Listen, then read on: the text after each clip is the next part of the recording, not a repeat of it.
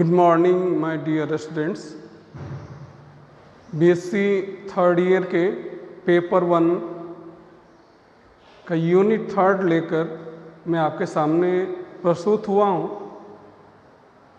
और जिस टॉपिक के बारे में हम चर्चा करने जा रहे हैं वह है लीफ की ओरिजिन, पत्तियों की उत्पत्ति के बारे में, उनके विकास के बारे में,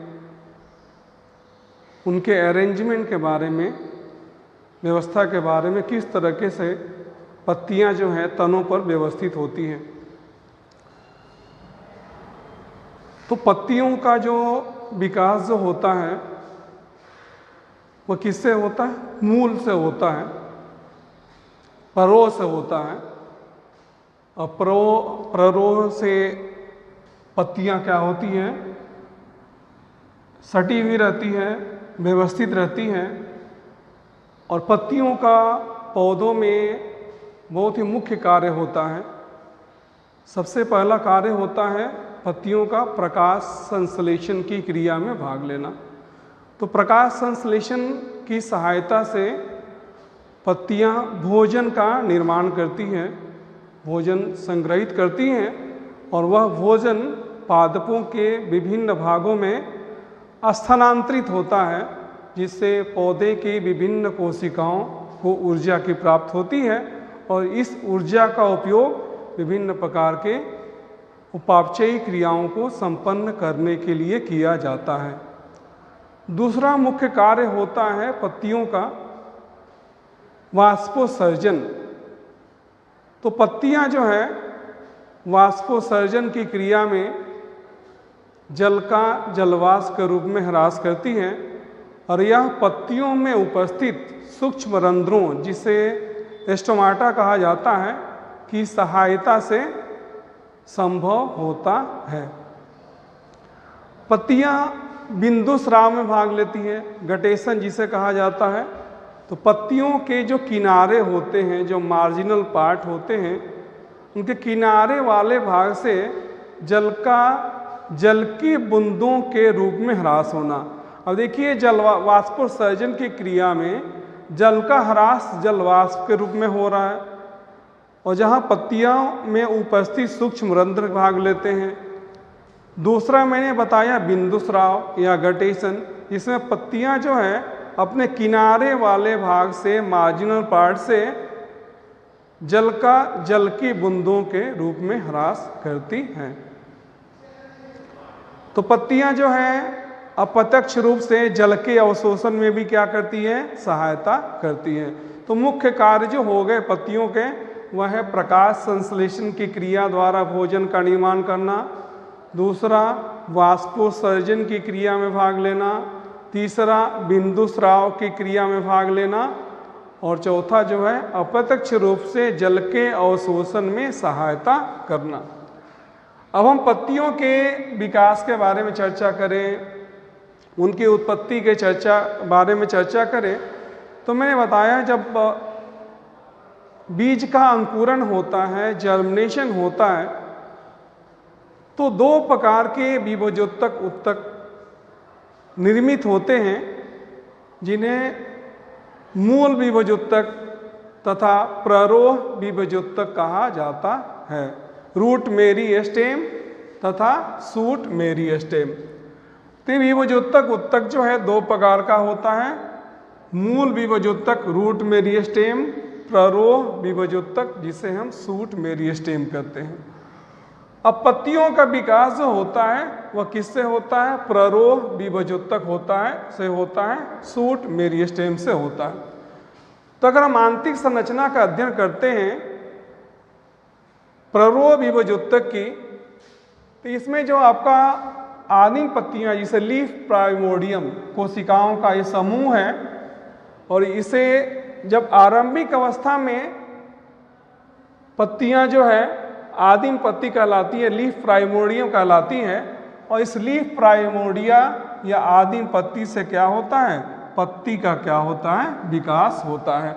अब देख रहे हैं यहाँ अनेक प्रकार की कोशिकाएं हैं और हमें ज्ञात है कि बीजोत्तक उत्तक में जो कोशिकाएं होती हैं वह विभेदित नहीं होती हैं। डिफरेंशिएटेड नहीं होती हैं, सारी कोशिकाएं जो है एक समान दिखती हैं।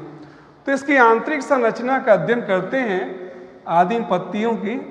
यहाँ जो कोशिकाएं हैं विभोजोत्तक कोशिकाएं, तो विभोजोत्तक कोशिकाएं जो हैं मुख्यतः दो भागों में विभाजित रहती है। केंद्रीय कोशिकाएं जिसे सेंट्रल सेल कहा जाता है, और दूसरा परिधीय कोशिकाएं जिन्हें पेरिफेरल सेल कहा जाता है। तो आपको बता दो कि विभोजोत्तक ये दोनों क्या हैं, आपकी विभोजोत्तक कोशिकाएं हैं। और विभोजोत्तक कोशिकाएं क्या होती हैं, अविभेदित होती हैं। विभोजोत्तक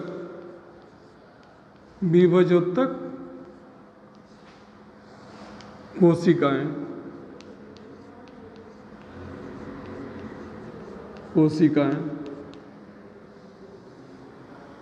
ये क्या होती हैं, अविभेदित होती है, अनडिफरेंशिएटेड, अविभेदित,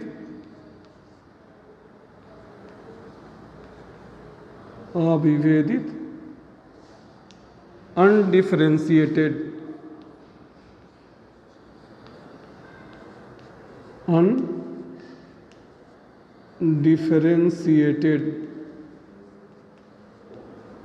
अविभेदित होती हैं, अनडिफरेंशिएटेड होती हैं। तो देखा मैंने यहाँ दर्शाया है आपको, ये जो सतह पर जो कोशिकाएं उपस्थित है उन्हें क्या कहता है, परिधीय कोशिकाएं, और जो केंद्रक में कोशिकाएं होती है इसे केंद्रीय कोशिका, सेंट्रल सेल कहा जाता है।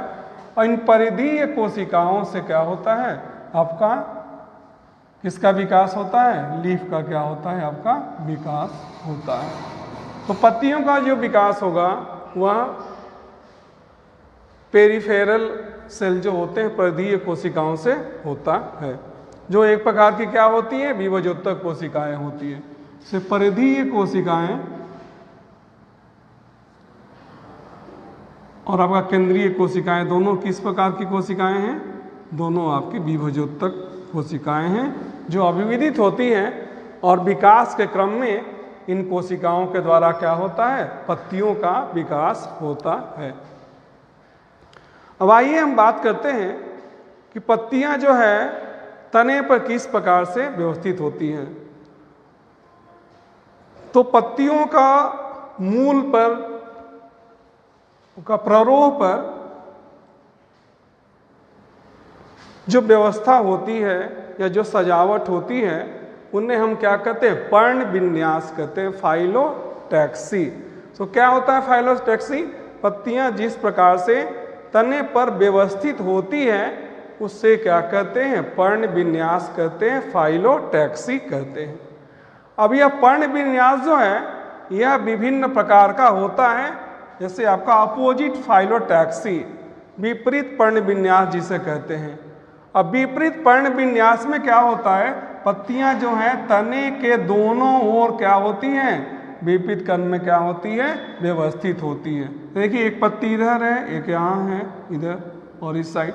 तो तने के दोनों तरफ क्या है, आपकी पत्तियां क्या है, आपकी व्यवस्थित हैं। तो ऐसा पर्ण विन्यास और पत्तियों के सजावट की ऐसी व्यवस्था जिसमें पत्तियां दोनों ओर विपरीत क्रम में लगी हुई हैं, इन्हें क्या कहा जाता है, विपरीत पर्ण विन्यास कहा जाता है। जो दूसरे प्रकार का पर्ण विन्यास कहा होता है उसे हम कहते हैं चक्रवत पर्ण विन्यास, स्पाइरल फाइलोटैक्सी। तो इसमें भी क्या होता है, पत्तियां जो है तने के दोनों ओर क्या होता है, विपरीत दिशा में क्या होती हैं, आपकी व्यवस्थित होती हैं। और अल्टरनेट एक के बाद एक क्या होता है, यहाँ यहाँ, और इसको क्या कहते हैं, स्पाइरल अरेंजमेंट कहते हैं, चक्रवत से। चक्रवत अवस्था में पत्तियां जो हैं तने से क्या होती हैं, लगी हुई होती हैं। तो इस प्रकार के पर्ण विन्यास को क्या कहा जाता है, चक्रवत पर्ण विन्यास कहा जाता है। एक तीसरे प्रकार का पर्ण विन्यास है जिसमें पत्तियां जो हैं, अब देखिए दो पत्ती यहाँ जो है एक दिशा में है, एक और है, और तीसरी पत्ती एक और है, और यह अल्टरनेट एक के बाद एक करके क्या है, क्रम में क्या है, आपकी व्यवस्थित हैं। और इसमें जो है पत्तियां जो है एक दूसरे से 120 डिग्री का कोण बना के क्या होती हैं, आपकी व्यवस्थित होती हैं। इसे लंबवत पर्ण विन्यास कहा जाता है। तो हम लोग अगले क्लास में चर्चा करेंगे उत्तक संवर्धन के बारे में, टिश्यू कल्चर के बारे में। तब तक के लिए ऑल द बेस्ट।